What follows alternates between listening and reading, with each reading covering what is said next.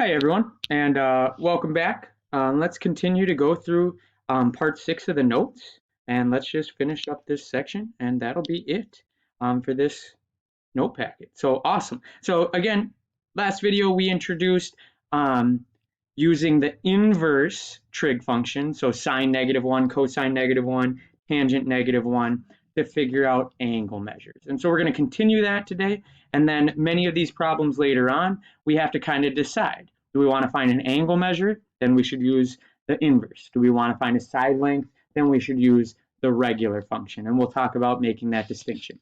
However, for now, we just want to keep practicing with the calculator. So sine of an angle in this problem equals 0.42. So we will get what our angle is if we do the sine -1 of the 0.42. And so all we want to do in these problems is just type it into our calculator. So let's go grab our calculator and see what it tells us. Remember, make sure you're in degree mode, and then you'll probably have to hit second, and then we want the sine -1, and then it says a 0.42. Oops, too many twos. And remember, on my screen it says arc sine when I push that. Yours should just show the -1. Both of those things are the same, so we'll hit equals, and it equals 24.8 degrees. 24.8 degrees. So we'll write that down. And then the next one, we'll get angle A if we do the tan -1 of 2.5. And so let's go type that in. This time, remember, hit second. I'll hit inverse and then tan -1. And it said 2.5. So we type that in, hit equals, and it says that's a 68-degree angle. We'll round it up to 68.2. So this is 68.2. And just remember, since we are using the -1 versions, the inverse trig functions, we are finding angles here, right? Angle A. Angle A. And so I want you to just type that into your calculator. For this angle A, we will be doing the cosine -1 of 0.98. And you should be able to type that in and verify that we are getting 11.5 degrees. Perfect. Now, let's try to make some choices here. In these next two examples, it says solve the right triangles. And what it means by solve the right triangles is find everything that's missing. And so you'll notice we don't know what angle N is. We don't know what angle M is. We have to find both of them. And we also don't know what the side N to M is. I'm going to put an X there. We have to find that as well. Now, I want us to dig into like our toolbox of all sorts of information that we know. Part of this chapter is like combining everything we've learned to figure out what's the best skill to use in the right situation. So this is a right triangle, and we know two sides. And so we actually don't have to do trig function or anything like that to find x. In fact, we can't because we don't know any of the angles, but we can figure out x by just doing the Pythagorean theorem here. A squared plus b squared equals c squared. Remember, across from our 90 is always c, so x is c in this example. And so we just want to do 7 squared plus 15 squared, and that equals our side length x squared. And so let's figure this out. 7 squared plus 15 squared is going to give you 274. That equals x squared. Remember, we want to square root that. And so x is going to equal, that side length is going to equal 16.6. And so let's replace that. We now know this is 16.6, and we did the Pythagorean theorem up here, a squared plus b squared equals c squared, to figure that out.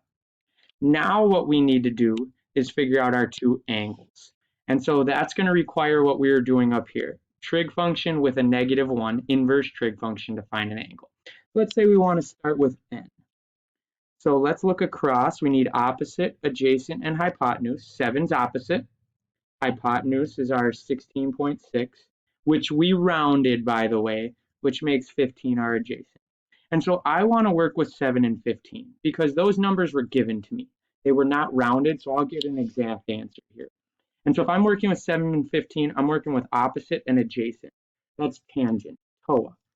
So the tangent of angle N is going to equal opposite on top of adjacent. So 7 divided by 15.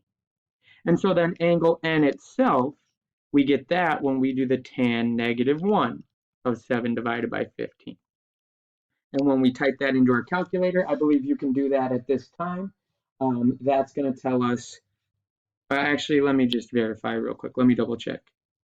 Tan negative 1 is 7 divided by 15. So second, tan negative 1, 7 divided by 15, 25.0. 25.0 degrees. All right. Now, I want to add that. I'm going to clean up this triangle a little bit. I want to add that to angle N because I want you to see what we can do now. Find M. We can find angle M in a very simple way.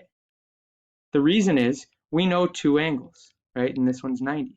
And all three have to add up to 180. And so if we take 180 and we subtract 90 and we subtract 25, it'll tell us what's left for angle M. So 180 minus 90 minus 25.0, and that equals 65.0. And so M has to be 65.0 degrees. So we solve for all three missing things. Missing side by Pythagorean Theorem, first missing angle by inverse trig, and then the second missing angle by subtracting from 180. All right, and let's keep this up. Same idea on this next problem. We know two sides. We don't know a third. We'll call it x. And then we also have to find our two acute angles. So I'm going to find x in the same way. Let's do our Pythagorean theorem. Across from the 90 is always c. And so in this problem, we will go x squared plus 27 squared equals 32 squared. And so as we do that, we will get x squared plus 729 equals 1024. We'll subtract 729 from both sides.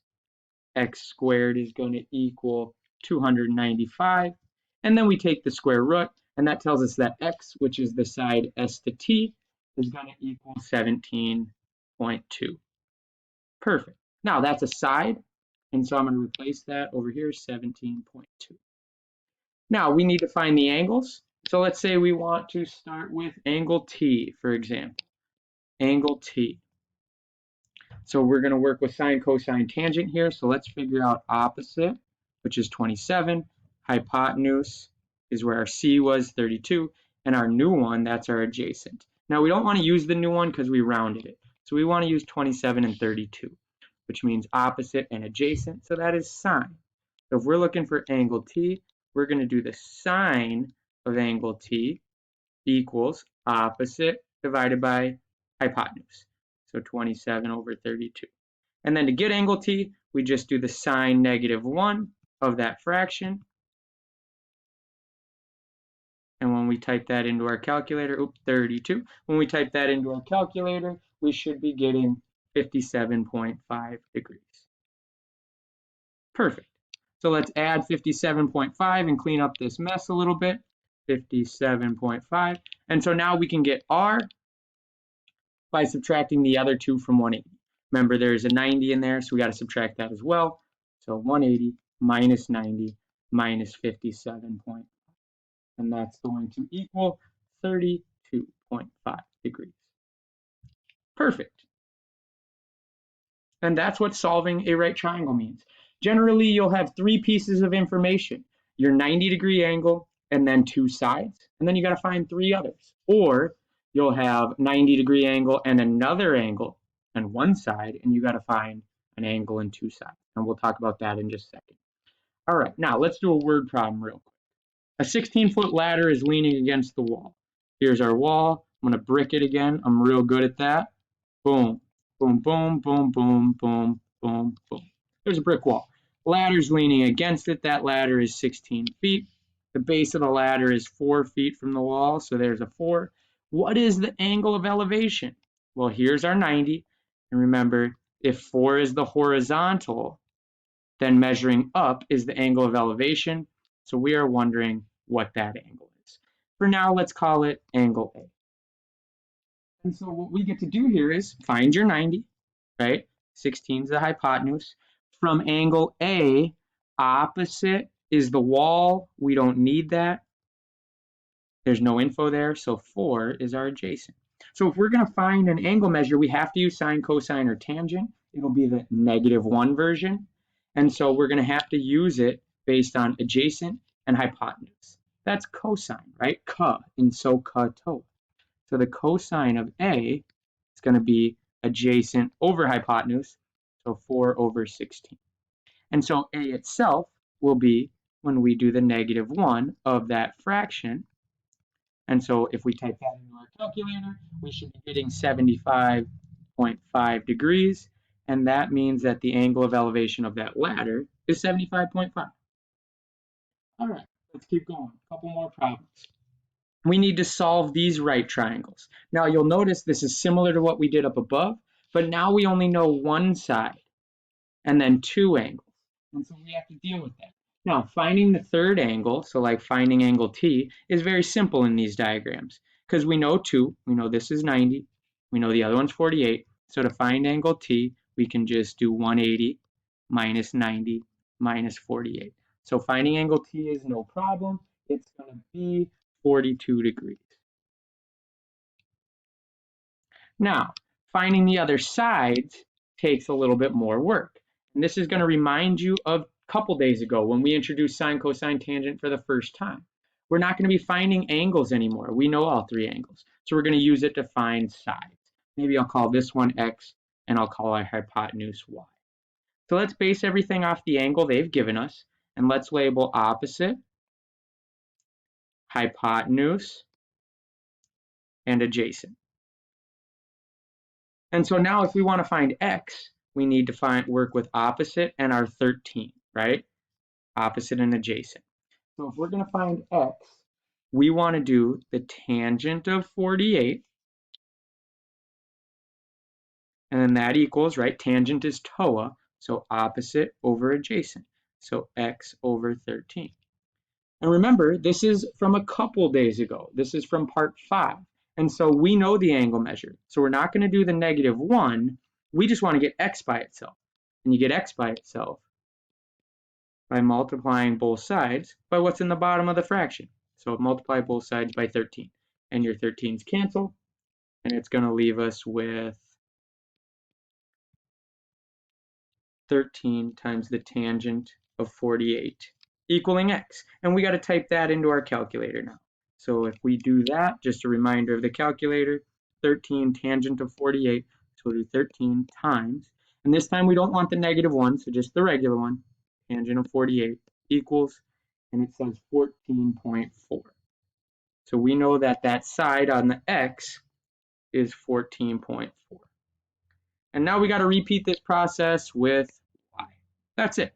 So we'll go back to our angle, 48. Y is hypotenuse. We still want to use the number we know, which is 13. So we need to use adjacent and hypotenuse. Adjacent and hypotenuse is co, so that's our cosine. And so we'll say the cosine of 48 equals, and it's adjacent on top of hypotenuse, so 13 over y. And now we got to solve for y. And this is the two-step one that ends with division. So we're going to times by what's in the bottom of the fraction, which is y, and your y's cancel. And so y times the cosine of 48 equals 13. And so we want y by itself, so we'll divide both sides by the cosine of 48, and it cancels on this side, just giving us y. And what we want to type into our calculator is 13 times cosine, or 13 divided by cosine of 48, and that will give us our answer. So let's do that real quick. 13 divided by cosine of 48, and that says 19.4. 19.4. And so that is our answer for y. So we got x, y, and our missing angle. Anytime we are solving right triangles, we will need to be looking for 3 missing things. Sometimes it could be 2 angles, 1 side. Other times it can be 1 angle and 2 sides. And we have to make the right choices in solving for them. A lot of times we subtract from 180 to get an angle. Sometimes we use regular trig and solve for a variable in a fraction. Other times we use the -1 version of trig to get an angle. Other times we work with the Pythagorean Theorem to get a side length. All sorts of skills we know, and we want to use what's best. All right, one more video will finish up this section of notes. I'll talk to you soon.